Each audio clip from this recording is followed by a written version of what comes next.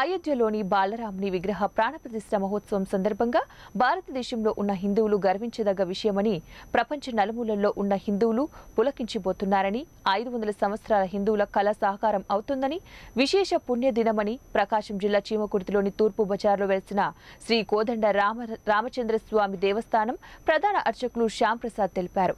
ఈ శుభదినాన ఉదయాన్నే దేవస్థానంలో స్వామివారికి సుప్రభాత సేవ పంచామృత అభిషేకాలు ఘనంగా నిర్వహించామని అలాగే ప్రతి ఒక్క భక్తుడు ఈ శుభదినాన వాడవాడల రామచంద్రస్వామికి ప్రత్యేక పూజలు నిర్వహించాలని తెలిపారు.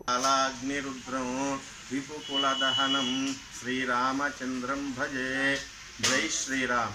విశేషమైనటువంటి ఈ రోజున మన సీతారామచంద్ర స్వామి వారి యొక్క దేవస్థానము తూర్పు బజార్లో చక్కగా ఈరోజు అయోధ్య రామ మందిర నిర్మాణోత్సవ సందర్భంగా ప్రతిష్టాపన కార్యక్రమం అక్కడ జరుగుతూ ఉంది. అదే విధముగా మన తూర్పు బజార్లో వేయించేసి ఉన్నటువంటి శ్రీ కోదండ రామచంద్ర స్వామి వారి దేవస్థానం ఉదయాన్నే ప్రాతకారాధన జరిగింది. తర్వాత స్వామివారికి తులసితోటి విశేషమైనటువంటి పూజ జరిగినది.